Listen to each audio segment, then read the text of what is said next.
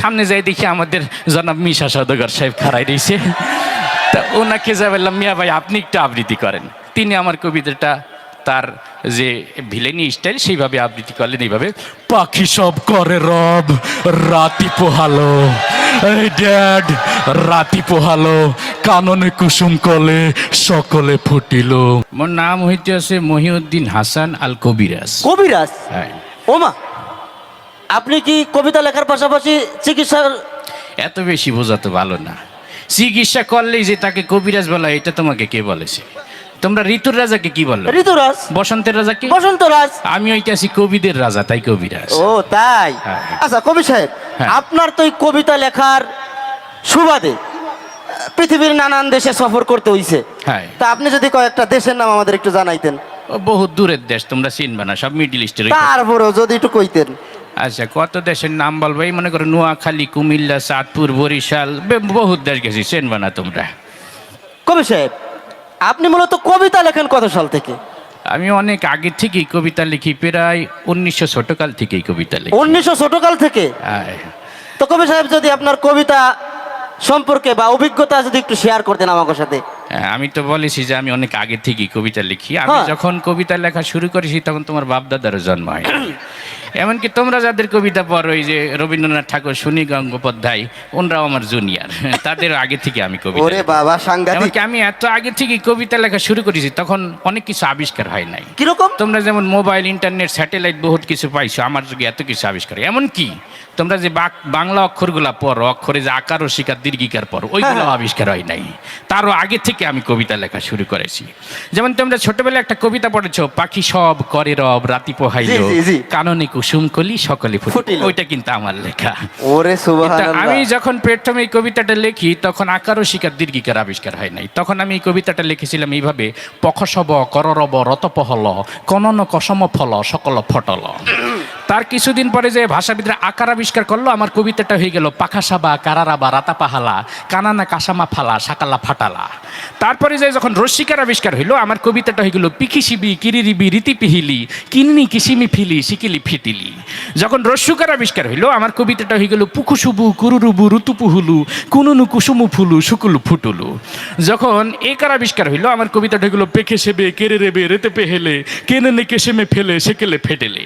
যখন ওকার আবিষ্কার হইলো, আমার কবিতাটা গেল পোকসব কররব রতপ হলো, কোন কোসম ফল সকল ফটল।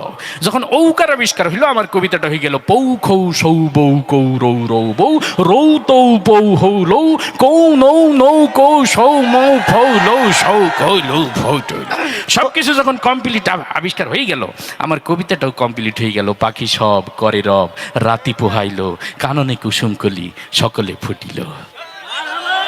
কবি সাহেব, আপনি যে প্রতিভা দেখাইলেন, তো যখন এই আকার রসিকারের বর্ণনা শুনেইলেন, যখন এই অক্ষরও আবিষ্কার হয় নাই, তখনও কি কবিতা লিখতেন?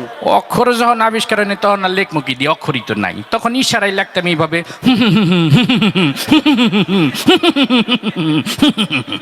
এইভাবে লিখতাম। মারহাবা। তো কবি সাহেব, আপনার এই কবিতাগুলো যদি আমি বাংলাদেশের রাজনৈতিক অঙ্গন, তারপরে ওই আল্লামাকে অঙ্গন, এগের অঙ্গনে যদি নিয়ে যাই, তাহলে সেটা কেমন ভাই? আমি যেহেতু মাদ্রাসা জগতে চলাফেরা করি, মাদ্রাসার পোলাপানের আবৃত্তি তো শুনছি। তো একদিন চিন্তা করলাম যারা সিনেমা জগতে কাজ করে তারা আমার কবিতাটা কিভাবে আবৃত্তি করে। এই চিন্তা করে একদিন এফডিসিতে গেলাম, গেট দিয়ে হান দিতে দেখি ডিপজল সাহেব খাড়াই রয়েছে।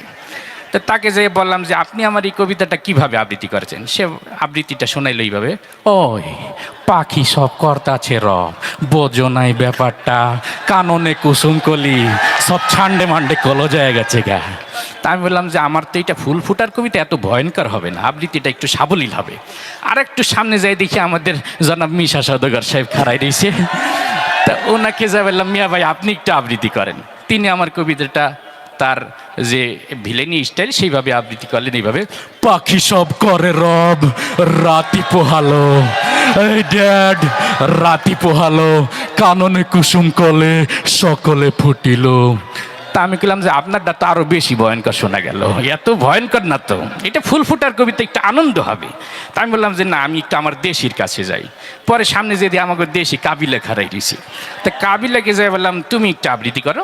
কাবিলা আমার কবিতাটা আবৃত্তি করলো: পাখি সব ভর্তি আছে রব, রাত পোহাই গেছে স্যাত করিয়ে, আর কাননে কুসুম কলি সব ফুটে গেছে ফ্যাত করিয়ে। তা আমি বললাম যে মাশাল্লাহ, তোর আবৃত্তি তো সুন্দর, কিন্তু মাঝখানে স্যাত করি আর ফ্যাত করি কোন সময় আসলো, এইটা তো আমি লিখি নেই। তাই বললাম যে থাক, তোর আর আবৃত্তি শুনবো না, আর একটু সামনে যাই দিয়ে ইমোশনাল একটা নায়ক আছে না, কথায় কথায় কান্দে, ওমর সানি। অমর সানি সব খারাই রয়েছে। তাকে যা বললাম যে ভাইটি আপনি একটু আবৃত্তি করেন তো। উনি তো আমার কবিতা দেখে কান্তি কান্তি কইতেছে, পাখি সব করে রব, রাতি পোহালো, কাননে কুসুম কলে, সকলে ফুটিল। তা আমি বললাম আপনি কান্দেন কে, এটা কি কান্দার কবিতা? এটা আনন্দের কবিতা, আপনি আনন্দ করবেন। আমি বললাম আপনাকে দিয়ে হবে না। আর একটু সামনে যেয়ে দেখি মান্না সাহেব খারাই ছিলে, ওনাকে যা বললাম যে মিয়া ভাই আপনি একটু আবৃত্তি করেন। উনি ওনার মতো করে আবৃত্তি করলো, পাখি সব করে রব, রাতি পোহালো, আম্মা জান রাতি পোহালো, কাননে কুসুম কলে, সকলে ফুটিল। তা আমি বললাম আপনার আবৃত্তিটাও সুন্দর, ভয়েসটাও সুন্দর, কিন্তু মাঝখানে আবার আম্মা জান এলো মিডিয়া, আমি তো আম্মা জান লিখিনি। আর একটু সামনে যেয়ে দেখি যে অ্যাকশন হিরো কথা কথা মারামারি করে রুবেল, উনি খারাই রয়েছে। ওনাকে যা বললাম যে জনাব আপনি একটু আবৃত্তি করেন। উনি আমার কবিতা তো সেই টিমিতে কয়, পাখি সব করে রব, রাতি পোহালো, কাননে কুসুম কলে, সকলে ফুটিল। আমি বললাম থামেন, আপনার কাছে আমার কবিতাও নিরাপদ না, আমিও নিরাপদ না, কোন সময় নাক মুখ জোড়া এটা ঘুষি মারি দিবেন বলা যায় না। তাই আমি বললাম যে থাক, এই চলচ্চিত্র অঙ্গনে আর আমার আবৃত্তি শোনার স্বাদ মিটে গেছে, আমি একটু রাজনৈতিক অঙ্গনে যাই। রাজনৈতিক অঙ্গনে যাই, প্রথমে দেখা হয়ে গেল আমাদের সবার প্রিয় কাকু, সবাই যাকে কাকু কাকু বললে ডাকি আর কি। তা কাকুকে যাই বললাম যে কাকু আমার কবিতাটা একটু দেখেন তো। উনি আমার কবিতাটা দেখি বলতে আছে খেলা হবে। তা আমি বললাম যে খেলাধুলা পরে করেন, আগে আবৃত্তিটা করেন। তো উনি আমার কবিতাটা আবৃত্তি করলো, পাখি সব করে রব, রাতি পোহালো, এ নিয়ে রাজনীতি করার কিছু নেই, কাননে কুসুম কলি, সকলে ফুটিল, ফুল ফুটুক আর না ফুটুক, পদ্মা সেতু কিন্তু হয়েই গেল, জ্বালা জ্বালা অন্তর জ্বালা। তা আমি গেলাম যে আপনি আমার এত সুন্দর ফুল ফুটার কবিতার ভিতর পদ্মা সেতু হান্দাই দিলেন কেন? এটা তো পদ্মা সেতু নিয়ে লিখিনি। তা আমি বললাম আপনার দলে আর আমি কাজ করবো না, আমি আপনার বিরোধী দলে চলে যাই ম্যাডামের কাছে। তো আমাদের ম্যাডাম অসুস্থ, সবাই দোয়া করবেন, আইসিইউতে আছে, আল্লাহ তাআলা যেন তাকে সুস্থতা দান করেন। আমিন। তো ম্যাডামের কাছে গেলাম, যে বললাম ম্যাডাম আপনি একটু আবৃত্তি করেন, মানে ম্যাডাম খালেদা জিয়া আর কি। তো উনি আমার কবিতাটা মুরব্বী মানুষ সুন্দর করে আবৃত্তি করলেন। তার আবৃত্তিটা ছিল এরকম, বিসমিল্লাহির রহমানির রহিম।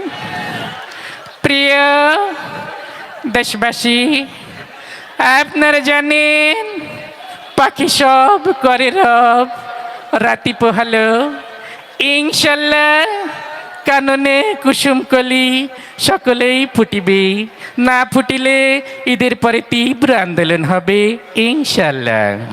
তাই বললাম ম্যাডাম আপনার আবৃত্তিটা যথেষ্ট সুন্দর, কিন্তু আমার কবিতার ভিতরে আবার আপনি আন্দোলন শুরু করে দিলেন কেন? এটা তো আন্দোলনের কবিতা না। যাই হোক, মোটামুটি সবার আবৃত্তি শুনে আপনাদের প্রোগ্রামে আইয়ে পড়ছি। আলহামদুলিল্লাহ, আপনাকে অসংখ্য ধন্যবাদ আমাদের এই প্রোগ্রামে আপনাদের অনুষ্ঠানে আসতে পেরেও আমি অনেক আনন্দিত, আপনাদেরকে অনেক ধন্যবাদ। আমি এই অনুষ্ঠানে আসি আসলে অনেক আনন্দিত, নিজেকে গর্বিত মনে হইতে আসি। যেখানে রাসূল পাক সাল্লাল্লাহু আলাইহি সাল্লাম সরাসরি নিষেধ করেছেন মিথ্যা বলার জন্য। মিথ্যা কথা বলা মহাপাপ, মিথ্যা পাপ জন্মায়, আল কিযবু উম্মুল খাতায়া। অথচ এই মৌলবীটা ওয়াজের স্টেজে এমন একটা পবিত্র জায়গায় বসে এইভাবে এতগুলো মিথ্যা কথা বলার কোনো মানে আসে? কোনো প্রয়োজন আছে? কেউ কেউ জবাব দিবে মানুষকে হাসানোর জন্য বলছে। কোরআন হাদিসে কোথাও কি এমন আছে মানুষকে হাসানোর জন্য মিথ্যা বলা জায়েজ? বলেন, এটা কিভাবে সম্ভব? একটা হুজুর ওয়াজের মঞ্চে বসে এইভাবে এতগুলো মিথ্যা কথা। আস্তাগফিরুল্লাহ, লা হাওলা ওয়ালা কুওয়াতা ইল্লা বিল্লাহ। আল্লাহ পাক আমাদেরকে হেফাজত করুন।